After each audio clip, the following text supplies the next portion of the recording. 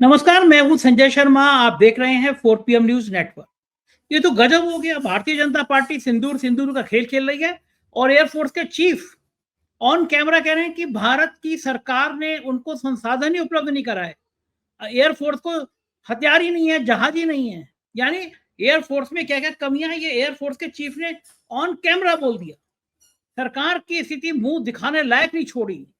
अब आप बताइए, ये कोई ट्विटर पे लिख रहा होता, कोई यूट्यूबर बोल रहा होता तो सरकार कहती है ये तो ऐसे ही बोलते हैं, लेकिन अब तो एयरफोर्स का चीफ कह रहा है। अब क्या सरकार को चुल्लू भर पानी में डूब नहीं मरना चाहिए?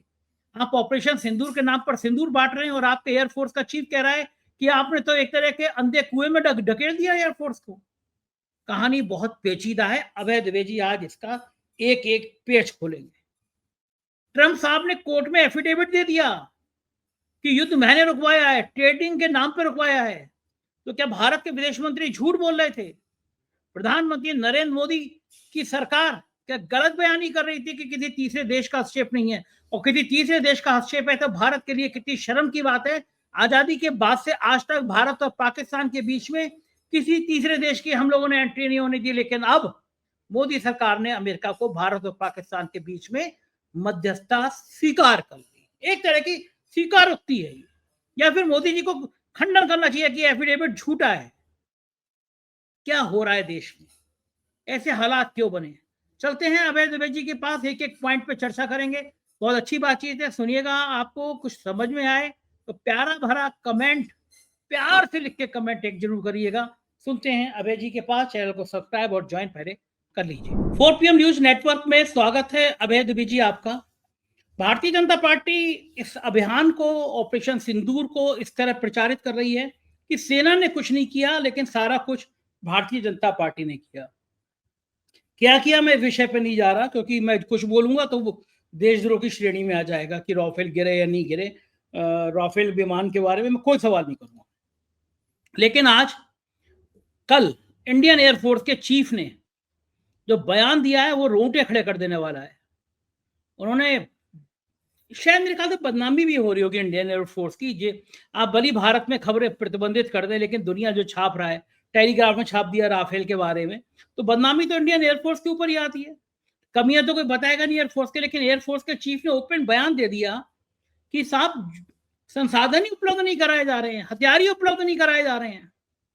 ये जो इंडियन एयरफोर्स के चीफ का बयान है, ये इस मायने में बड़ा गंभीर है कि आप सेना को आधे अधूरे हथियारों के साथ, आधी अधूरी तैयारी के साथ युद्ध के मैदान में झोंक रहे हैं। और क्या कारण है कि अभी तक जो ऑर्डर किए गए वो सप्लाई नहीं किए गए? आप इस दृष्टिकोण से एक तरफ घर घर सिंदूर बांट रहे हैं, दूसरी तरफ आप एयरफोर्स को हथियार और संसाधन उपलब्ध नहीं कराए जा रहे हैं। और ये कोई पत्रकार नहीं कह रहे, ये तो खुद इंडियन एयरफोर्स का चीफ कह रहे हैं। अभय जी, कितना गंभीर है ये बयान? देखिए, भारत के वायुसेना अध्यक्ष ने इस तरह का बयान पहली बार नहीं दिया। ऑपरेशन सिंदूर या पहलगाम की घटना से पहले भी वो एक प्रेस कॉन्फ्रेंस में कह चुके हैं कि भारत की वायुसेना के पास 12 स्क्वाड्रन विमानों के कम हैं। वो पहले भी इस बात को ऑन रिकॉर्ड कह चुके हैं, और जिसमें उन्होंने साफ तौर, उसमें भी उन्होंने HAL को अड़े हाथों लिया था। और मुझे याद पड़ता है जब उन्होंने HAL को, हिंदुस्तान एरोनॉटिक्स लिमिटेड को अड़े हाथों लिया था, उस वक्त हम लोगों ने 4 PM के मंच पर भी उसकी चर्चा की थी, मुझे अच्छी तरीके से याद है। और उस वक्त भारतीय जनता पार्टी के जो और RSS के जो ट्रोल्स हैं, उन्होंने वायुसेना अध्यक्ष को खालिस्तानी करार दिया था, क्योंकि वो सिख धर्म से ताल्लुक रखते हैं। ये स्थिति है। उन्होंने उस वक्त भी इस बात को कहा था, और इसी बात को उन्होंने फिर दोबारा कहा है। उन्होंने, समस्या क्या है? समस्या बहुत गंभीर है। वायुसेना के पास न पूरे पायलट हैं। इंडिया टुडे में ये खबर छप चुकी है कि वायुसेना के पास में जितने पायलट होने चाहिए थे उतने पायलट कम, उससे पायलट कम है।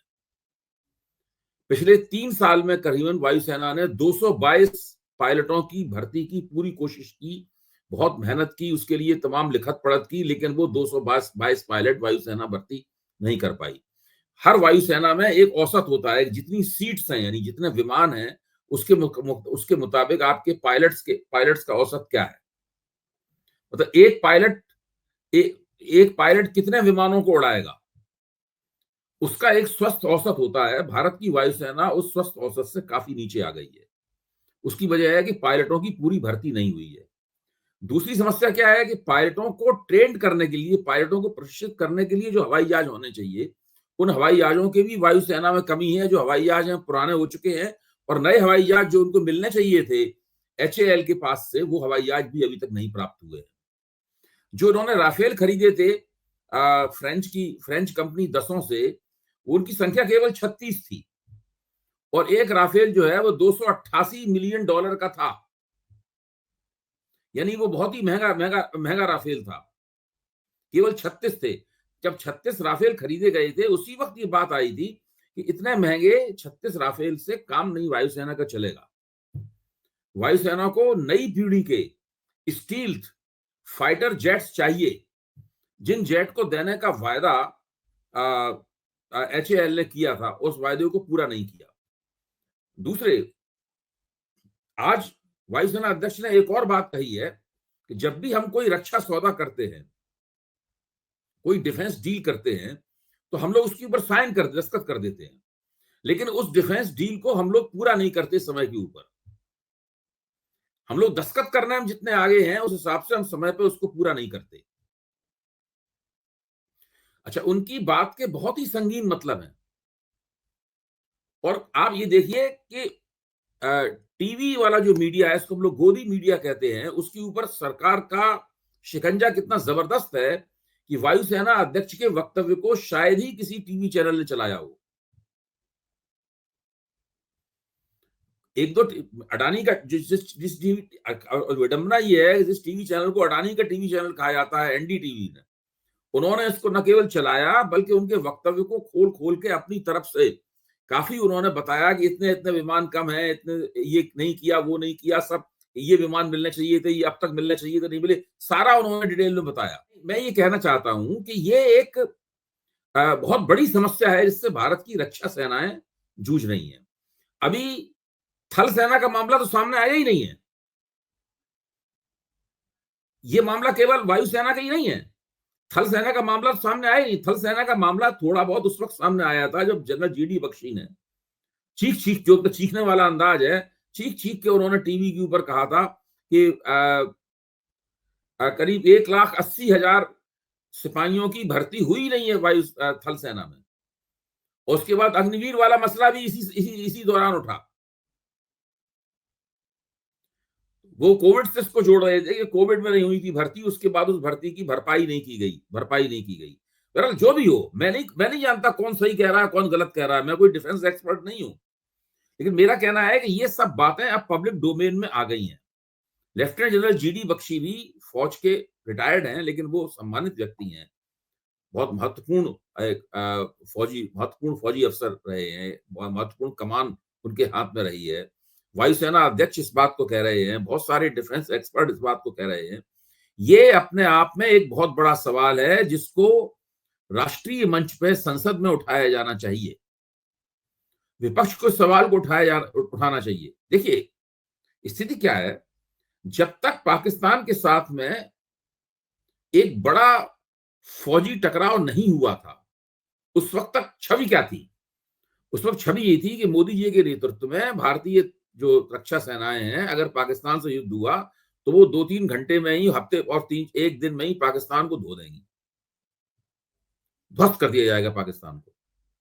अच्छा, जब फौजी टकराव शुरू हुआ, जब भारत ने पहलगाम के हत्याकांड के जवाब में उसका बदला लेने के लिए एयर स्ट्राइक्स की, उसके बाद में उस युद्ध का जो परिणाम है, वो परिणाम, कई खबरें ऐसी आई जिससे युद्ध का परिणाम वैसा नहीं दिखाई पड़ा जैसा कि लोगों को उम्मीद थी कि होना चाहिए।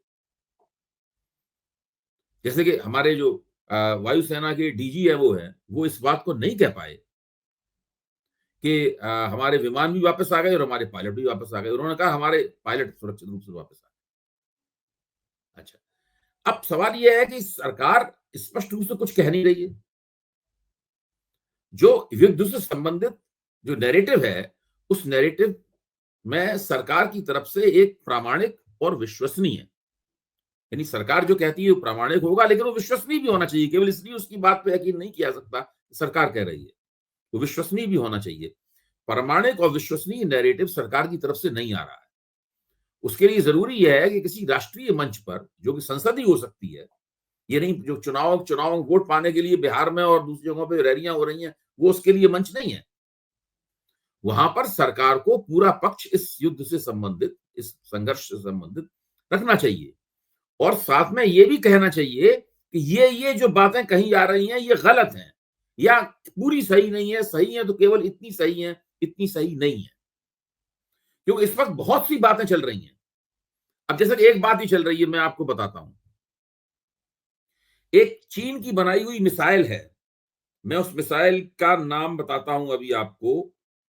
चीन आप मुझे केवल 1 सेकंड दीजिए।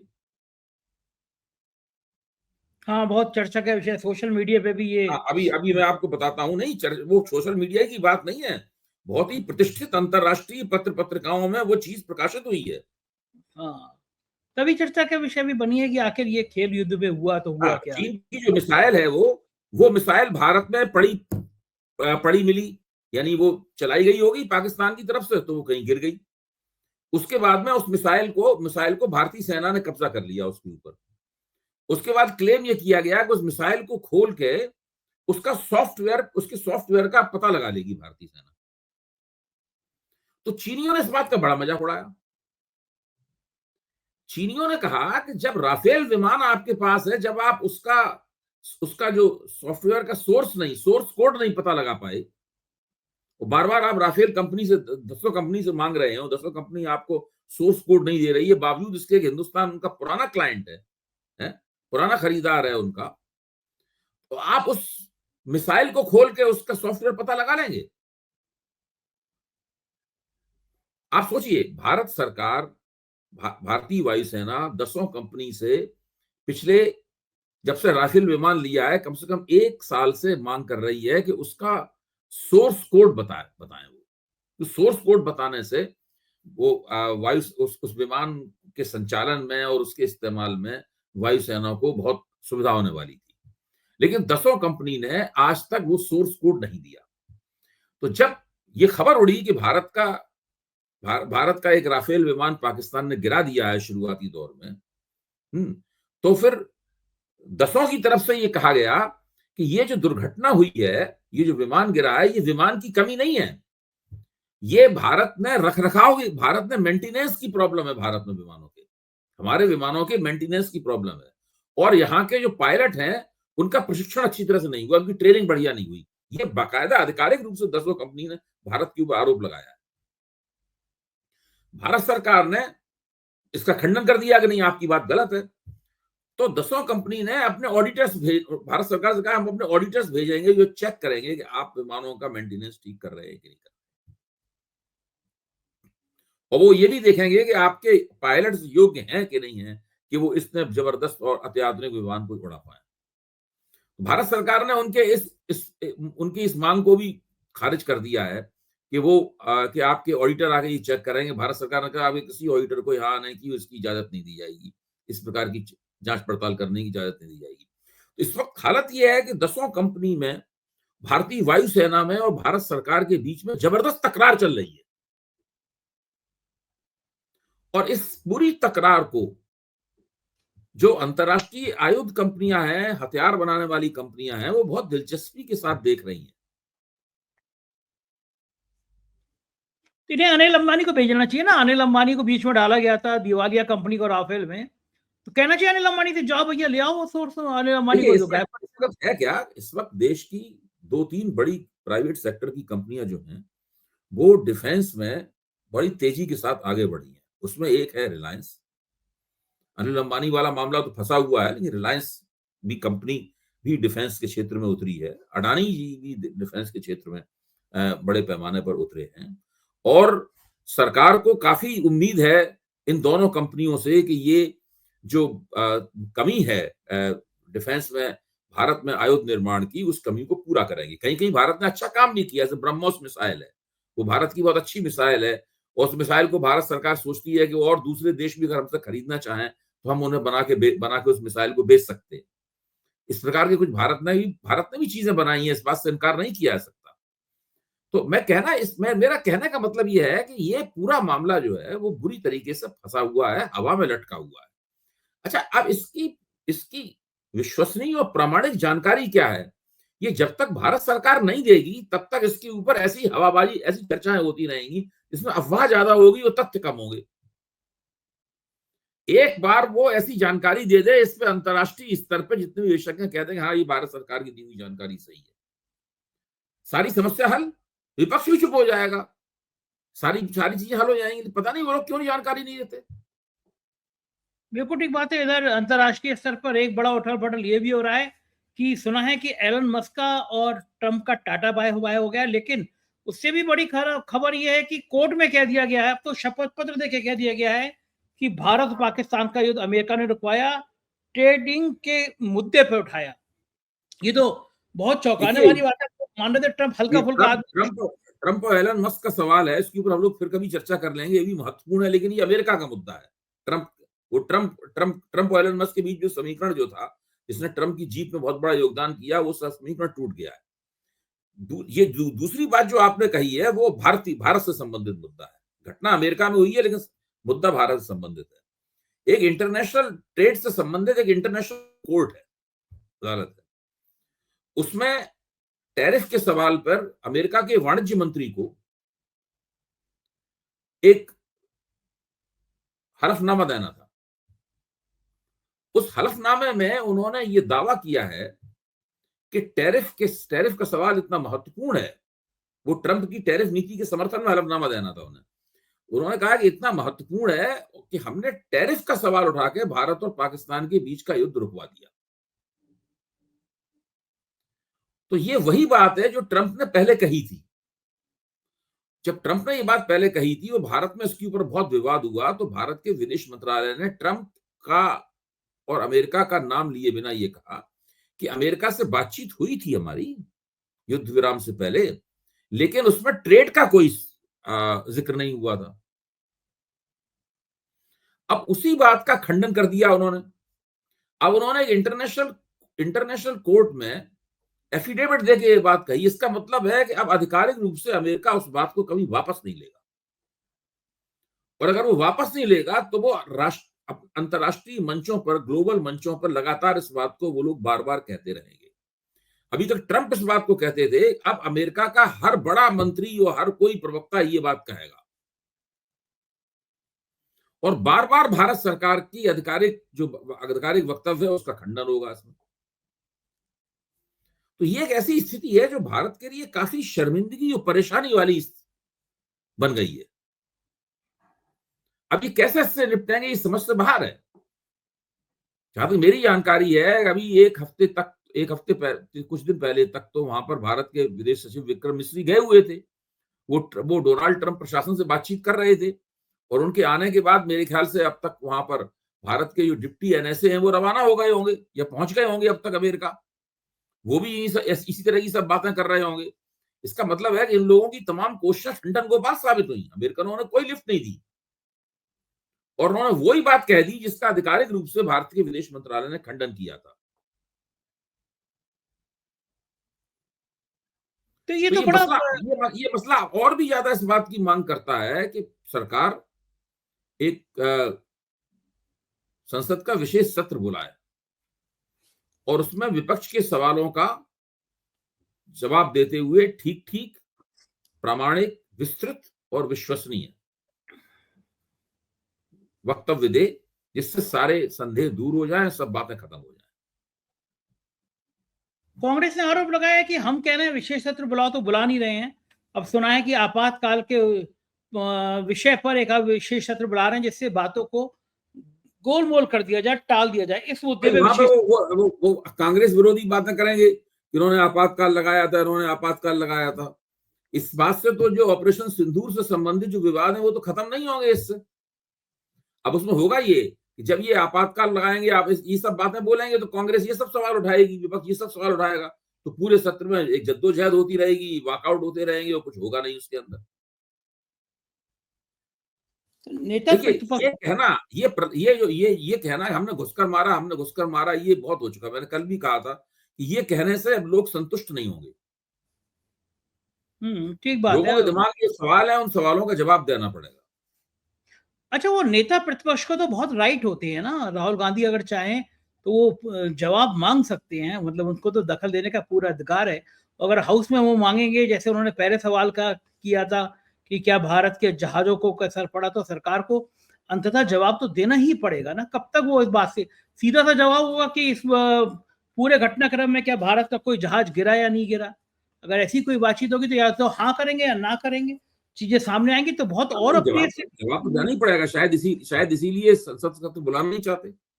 इसीलिए शायद हाउस को बुलाना सत्र बुलाएंगे ही नहीं, गया। सत्र बुलाएंगे ही नहीं। और जब इस सवाल के ऊपर सत्र बुलाया जाएगा कि देश में इमरजेंसी लगी थी, तो कह देंगे वो ओम बिरला साहब ही नहीं सवाल पूछने देंगे। वो कहेंगे ये तो इस सत्र में तो विषय में केवल इमरजेंसी संबंधित ही सवाल पूछे जा सकते हैं। ठीक बात है, ठीक बात है। दूसरा एक और अभय जी महत्वपूर्ण घटनाक्रम हुआ कि मेरे को भी मन लगता है कि कभी नेताओं की निजी जिंदगी पे चर्चा नहीं करनी चाहिए, उनकी अपनी लाइफ है। लेकिन चूंकि प्रधानमंत्री हैं और सिंदूर का जिक्र आया, तो अब उनकी निजी जिंदगी पे चर्चाएं बहुत तेजी से होने लगी। सोशल मीडिया पे ट्विटर वाले लोग कर रहे हैं तो मैं मान भी लूंगा, चलो भाई ये लोग कर देते हैं, लेकिन ममता बनर्जी ने बाकायदा प्रेस कॉन्फ्रेंस करके ये कहा। मेरे ख्याल से शायद ममता जी पहली नेता हैं, जिस तरह बड़ी नेता हैं एक मुख्यमंत्री के रूप में, जिन्होंने इस तरह व्यक्तिगत हमला बोला है। जबकि रिश्ते ममता जी के मोदी के अच्छे रहे हैं, वो उनको शॉल भिजवाते हैं, उनको आम भिजवाते हैं, लेकिन आज ममता जी कहती है मेरे बड़े भाई समान है, लेकिन उनको आज ममता जी को अपनी भाभी याद आ गई। उन्होंने कहा कि भैया मोदी जी सिंदूर पहले अपने घर पे तो भिजवा दें। तो ये मैं कह रहा हूँ कि ये निजी मामला है प्रधानमंत्री का कि वो अपनी पत्नी को साथ रखें ना रखें। लेकिन अब जो चर्चा हो रही है, वो चर्चा ये हो रही है कि प्रधानमंत्री जी ने जब वो मुख्यमंत्री थे, विधानसभा का चुनाव लड़ते थे, तो ये बात सोशल मीडिया पे बहुत तेजी से चर्चा हो रही, तब उन्होंने शादी का कॉलम शायद खाली छोड़ा था। और जब लोकसभा चुनाव का मुद्दा आया तो उन्होंने शादीशुदा लिखा था। लेकिन क्या दो सवाल है, क्या प्रधानमंत्री की निजी जिंदगी पे इस तरह की टिप्पणी एक मुख्यमंत्री द्वारा करना उचित है, पहला सवाल। और जब सिंदूर की बात आ रही है, प्रधानमंत्री की निजी जिक्र का चर्चा होगी, क्योंकि दो बड़े नेता, योगी जी का सिंदूर से मतलब नहीं है, उन्होंने शादी करी नहीं है। मोदी जी शादीशुदा होते की भी अलग है, पत्नी से सालों से अलग है, हालांकि तलाक उन्होंने नहीं दिया। लोग ये भी चर्चा कर रहे हैं कि दूसरों के 3 तलाक की जिक्र है, लेकिन पत्नी को इस तरह छोड़ देना ये भी उचित नहीं है, आपको तलाक दे देना चाहिए। तो ये मेरे 2 सवाल कि क्या इस तरह निजी हमला उचित है, नंबर 1 इसमें बात। एक तो बात योगी जी वाली बात है। तो इसमें मैंने कुछ भारतीय जनता पार्टी के 2 समर्थकों में बातचीत हो रही थी आपस में।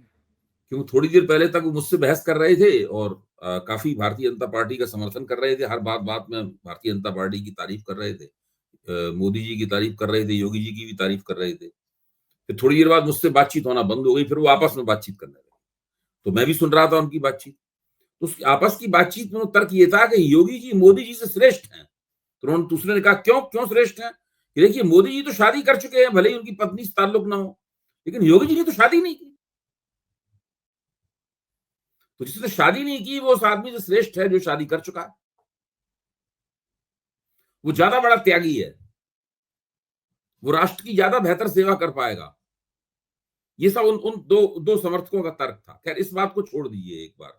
मेरा मानना है कि इस तरह की तो कोई मोदी और योगी के बीच में प्रतियोगिता नहीं हो रही है।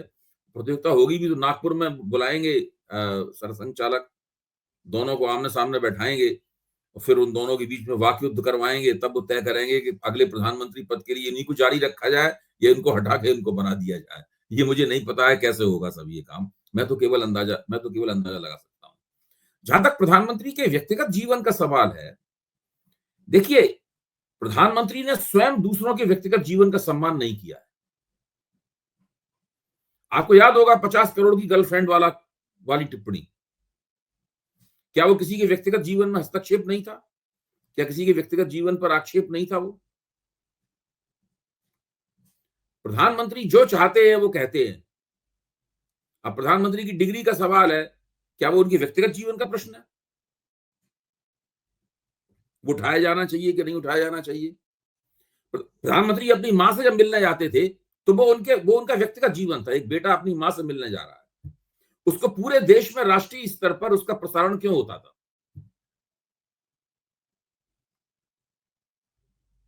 प्रधानमंत्री उससे अपनी राजनीतिक गोटी लाल करना चाहते थे। यानी वो जब चाहेंगे तो अपने व्यक्तिगत जीवन का इस्तेमाल राजनीतिक लाभ उठाने के लिए करेंगे। वो जब चाहेंगे तो दूसरे के व्यक्तिगत जीवन पर आक्षेप करके अपना राजनीतिक लाभ उठाने की कोशिश करेंगे। लेकिन जब उनके ऊपर टिप्पणी होगी तो कहा जाएगा प्रधानमंत्री के व्यक्तिगत जीवन का पर टिप्पणी नहीं करनी चाहिए। तो ये सब चलता नहीं है। एक दिन ऐसा भी आता है, फिर आपको भी उसी तरीके से घेरा जाता है जिस तरीके से आप दूसरों को घेर रहे थे। तो जहां अच्छा तक ये तो सिंदूर देने का सवाल है, देखिए ये बहुत बड़ा स्कैंडल है, मैं बता रहा हूं आपको। भारतीय जनता पार्टी भारत की महिलाओं, भारत के परिवारों में सिंदूर जाके भेंट करेगी और उस पर प्रधानमंत्री की तस्वीर होगी उस डिबिया के ऊपर, सिंदूर की डिबिया के ऊपर। ये एक बहुत बड़ा स्कैंडल बनने के लिए जा रहा है ये। कैसे स्कैंडल कैसे? कल हम लोग इस बात पर चर्चा कर चुके हैं बंधुवर।